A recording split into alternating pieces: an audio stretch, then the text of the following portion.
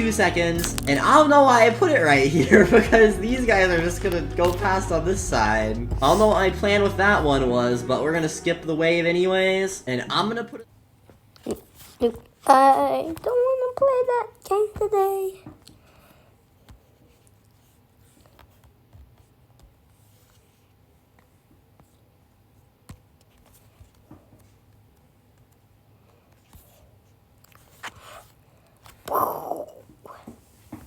The land trick, if you're watching this, yes.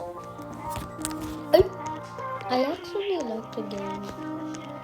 Also, I did not have this before. But okay.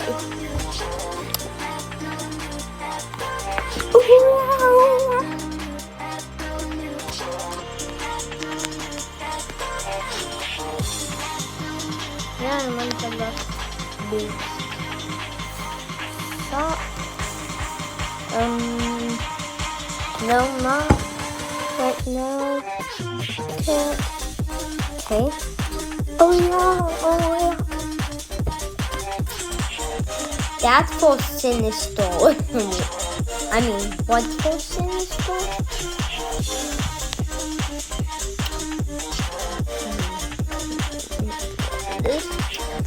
Whatever. I really needed more luck boost. So yeah, I got that. Second one on this side. Bro, and he just joined and now I have to restart because he made these double health. Okay, it's gonna restart anyways, because I don't know why I put this right here. Anyways, a lot of toilets still got passed. I'm just gonna get the 200 upgrade and hope for the best. Oh no, all the spider toilets are getting passed. For the second time. It still looks like that. Nice. I'm gonna... If you're watching this, can you Only thing I have, I don't even have anything good for DPS. I have the farm, the healing thing, the secret agent, a really bad AoE thing, and like, I guess the camera attack helicopter is like my only kind of DPS unit, but it's not really good. Yeah, I think it's literally at 20 health. We are not gonna win this. We are totally not winning this. Hey, at least I got the 400 upgrade. That is totally gonna help. What can I even do at this point? Like, I can't, this is the only thing that does damage. Maybe we can place him like right here, but I can't even afford placing him. Yeah, I don't know. 20 health versus like 10 spiders and some other guys. I'm gonna hit the gritty. Ooh. Oh, I didn't like that. Yep, we already lost. Let's go, I got 6 candy. Never back down, never what? Conclusion, using random units is not a good strategy. But as always, subscribe with the notifications on and like the video. But thank you all for watching, and I'll see you all in the next video. Like a thing that changes in for the shell thing. 2D Minecraft videos are all over YouTube, but all they do is cut a slice out of the world and call it a day. That's boring. I'm gonna turn Minecraft into a fully playable 2D game. And to make it more challenging, I'm not going to allow myself to use any mods like usual. Well, unless you count the zoom mod, but that's just for the camera. Don't worry about that. The first thing I decided to do was figure out how to lock the camera to a 2D perspective. I wrote a plugin that fires every time the player moves and forces their head to turn directly north. This actually already made the game feel very two-dimensional, but it still didn't look very two-dimensional. So the next thing I did was make the player completely invisible and attach an obscure item to their head. Then I made a custom resource pack that converts that item's model into a big flat rectangle. No, I didn't just do this because rectangles are cool, although I know they are, but because this allows us to paste any 2D sprite we want on top of the player. So I temporarily downloaded a sprite sheet from Super Mario World just to test and make sure everything worked the way I wanted. And it did! Look at how beautiful our double Mario is! Yes, that's totally what's supposed to happen. Okay, you caught me. That's not supposed to happen, but I talked to my friend Tux Bodai and he taught me how to animate textures and everything worked out peachy. Get it? But the Mario sprites were just temporary, so now I need to make my entire own Minecraft Steve sprite sheet. I started by just copying That was over boring. pieces from the Steve skin, but I thought it was a little too contrasty, so I ended up redrawing him with really flat colors to look more like a 2D sprite. I thought it turned out pretty well. I replaced the Mario sprites with the new Steve ones, and it actually looked a lot better than I expected it to. Well, except for the fact that the GUI textures broke, but we can just ignore that. Just don't look over there. Next, we need to make our 3D world 2D to match our character. I decided to start by filling in the sky with light blue concrete to cover up the extra faces of all the blocks. And I added barrier blocks for all the spots Steve needs to stand. However, I did notice that now since we're standing on barrier blocks, every time we jump and land on them, these yucky red particles fly out all over the place. So I simply just deleted the barrier texture. It's all gone now, nobody there. Success! I also changed the color of the sky blocks to make it feel more like the actual Minecraft sky. Next, we need to fix whatever you call this. To do this, I offset the models of every single one of these blocks and moved them out of the wall so Steve could walk on them. I couldn't figure out how to change the model of the chest, so I googled it and it turns out you literally just can't. So let's just pretend that chests don't exist in our game. We're not gonna, just don't worry about those. The stairs wound up being very tricky since they can be rotated, so I had to create a custom block state for every single rotation of stair in the game and a custom parent model to match. But after I did all that, it actually worked. I started grinding away making custom models for every block I was using until my roommate Fundy came in and told me how much of an idiot I am. You're an idiot. He told me, why make a custom model for every single block I use when I could just drag the sky forwards and not have to make any custom models? So I deleted my past like 2 hours of work and just made one single sky model that took like 2 minutes to make. Yeah, I'm pretty stupid, but I learned a lot about models. Now that we have all of our 2D blocks ready to build with, we need to make a fully playable 2D level. I started by flipping the world we have so far, since walking left to right is more common in 2D platformers, and I made this neat little parkour section. I built up some ladders to help any players that fail the parkour, and I added a little pond before it to safely teach the player they can jump. The stairs one.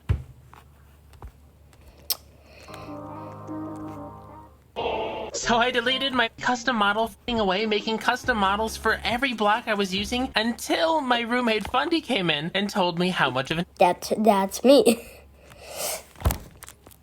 Maybe. Like, I don't know. Idiot I am. You're an idiot. He told me, why make a custom model for every single block I use when I could just drag the sky forwards and not have to make any custom models? So I deleted my past like 2 hours of work and just made one single sky model that took like 2 minutes to make. Yeah, I'm pretty stupid, but I learned a lot about models. Now that we have all of our 2D blocks ready to build with, we need to make a fully playable 2D level. I started by flipping the world we have so far, since walking left to right is more common in 2D platformers, and I made this neat little parkour section. I built up some ladders to help any players that fail the parkour, and I added a little pond before it to safely teach the player they can jump before giving them a challenge. I also added smoke to the chimney. Yay! At this point, I had pretty much every tool I needed to start designing a full 2D level. But a game where all you do is jump is actually kind of boring, so I tried to think of what stuff in Minecraft I could bring to our game to make it more fun. I ended up implementing an entire building system. Left and right click, place and break the block directly in front of you. Crouching lowers your aim by 1 to 2 blocks, depending on what you're doing. And jumping targets the block directly underneath you. I tried to make it feel as intuitive as possible, and even allowed players to perform different types of speed bridging. In terms of the level design, I decided to place trees in front of the player's path to force them to learn how to break blocks, and I added a couple small cliffs to teach them how to build. However, I want the player to eventually go underground, so after the cliffs, I added a big drop into a pool of water down below. Water physics. And just to make sure the path is as clear as possible, I decided to add some arrows to the game. I wanted to put them in item frames so I could easily rotate and reuse them, but when testing, I noticed that the player could actually interact with them. I also noticed that I could eat the arrows for some reason. Don't ask why I tried it. Just believe me. I guess arrows are a good diet if you want your weight to go down. So to prevent the player from interacting with the arrows, I decided to invert their item frame offset to go the other direction. This let me place them behind the sky and out of the player's reach, and it worked perfectly. I took this opportunity. At Minute Clinic, our board-certified nurse practitioners give you the expert care you need. I've got home internet from T-Mobile. It only costs $15. $50 at T-Mobile. Just one cord to set up. Say goodbye to that truck. Home internet from T-Mobile, just $50 a month. To add some flowers to the game too. But one thing, this solution does allow us to place sideways flowers, so we can just pretend that it doesn't and forget about it. But speaking of decoration, I felt like having the sky show in the dugout areas felt weird. So I added a bunch of different types of sky blocks that were just underexposed versions of the blocks around them to make the level feel easier to read. I think it actually helped a ton. But whatever you do, make sure you do not disable the resource pack. Oh boy. Next, I inset the sky blocks by 0.05 units, which caused the outer blocks you stand on to cast a soft shadow over the background called ambient occlusion. But you may notice that only the non-sky colored blocks have the ambient occlusion, and that's because I use sea lanterns specifically for the sky blocks, and you can't cast shadow on a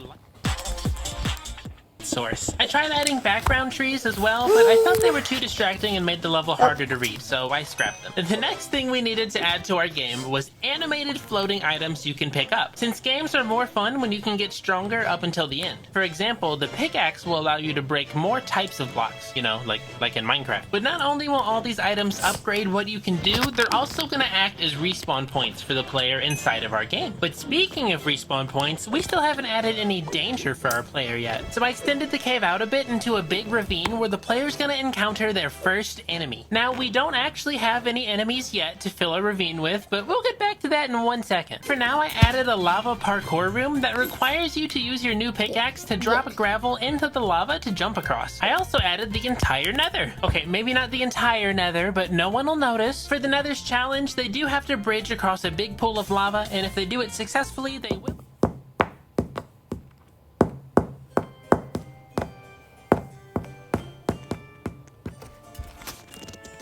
200. Man, I can't buy anything. It doesn't matter. 4 things. No. Whatever, I don't want it. Place them down. Get an iron sword. Huh, I wonder what they're gonna need that for. I just used command blocks to make the portals teleport you back and forth, and it seemed good enough. And now it's time for the final room.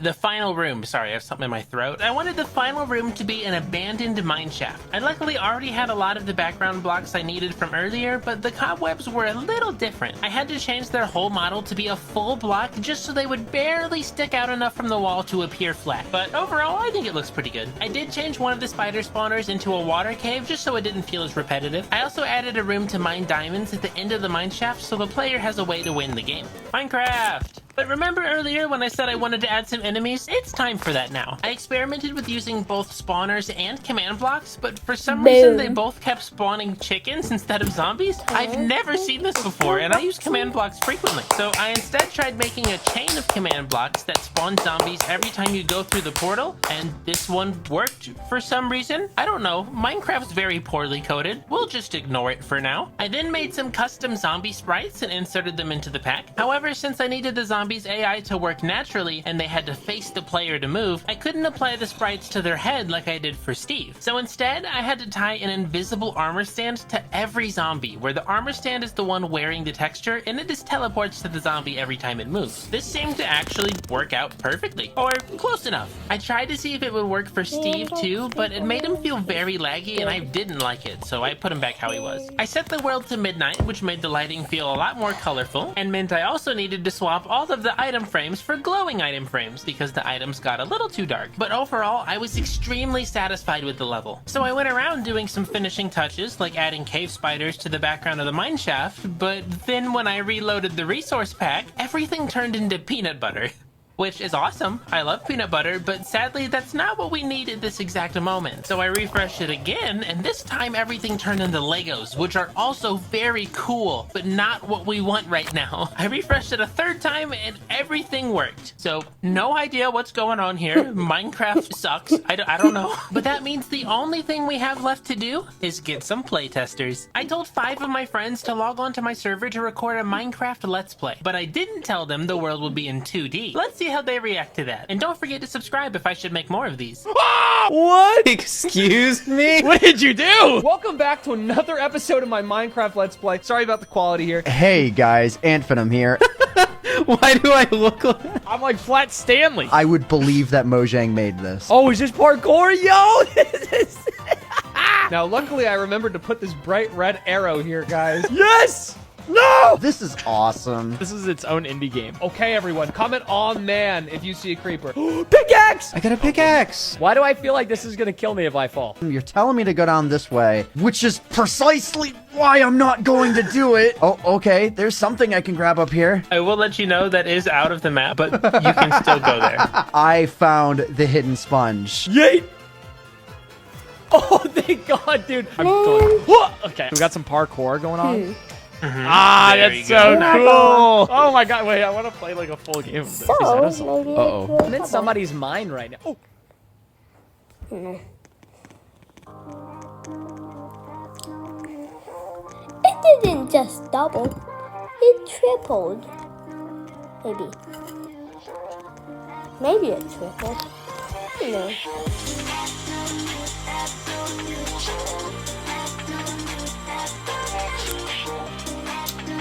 That's good. Zombie! No! No! Break the blocks! We have a serious issue on our hands, guys. We got a zombie Minecraft. He actually doesn't hurt you. Oh, he doesn't hurt me? Oh, okay. No. Oh my God! You lied to me. He's gonna kill me! Mysticat! Oh, I'm hitting him. I'm hitting him. We're going over, and we're bouncing it again. Go in the lava. Yes! Oh, Minecraft is my favorite 2D puzzle platformer. Oh, there we go. Wait, no! I'm not dealing with this lava today. Oh, no! Oh my God! Ah! I'm dying! I'm dying! I'm dying! I'm going to dawn! Where am I? Is this hell? Oh! Oh! Oh! Oh! Hey guys, welcome back to episode 2 of the Minecraft Let's Play. Wait, there's gravel on the top. So if I mine it, nice! There we go. No freaking way, we're going to the nether already? Whoa, okay, viewers always click off my videos in the nether. Don't do it to this video, guys. I'm so good at Minecraft. Traded Mystic. Why did I? Just doing a classic shift bridge, guys. Is it worth going down there? Okay. I don't think I'm going anymore because I see the brightness change down there. Oh, iron sword. Oh, there's a little spider. Dude, there's freaking diamonds over here. What is this gonna do? I don't trust it. Something's gonna happen. You're gonna kill me, aren't you? I gotta... No! What have I done? No!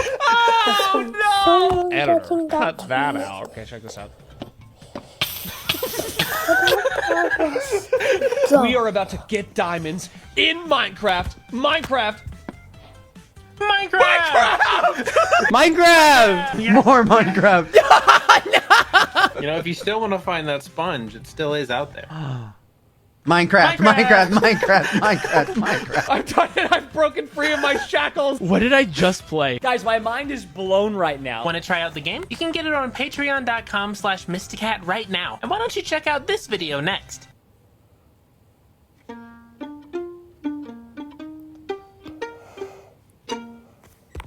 Minecraft is a very large game with very many files, but how many of them can you delete before the game stops working? It's not as simple as just pressing the delete button. Sorry, I got carried away. Mojang has put tons of hoops in place to make it as difficult as possible for someone to break their game. But let's see if they can stop me. The first issue is that no matter how many files you delete, Minecraft will automatically reinstall them the second you open it. This meant that the first thing I needed to do was find a way to stop Minecraft from repairing itself. Stop it. So I decided to run Minecraft through as many third-party launchers as I could find in hopes that one of them would have the ability to skip this step. Nope. I was starting to think it'd be impossible to delete any files from Minecraft without modding it. But then it hit me. The way that Minecraft repairs itself is by looking for missing files and then downloading anything that's not there from the internet. So, I unplugged it. Hooray! If Minecraft can't connect to the internet, then we can start the game in offline mode, bypassing all of the missing file checks. But this doesn't mean we can just start deleting any file we want, because some of the files are required just to get the game to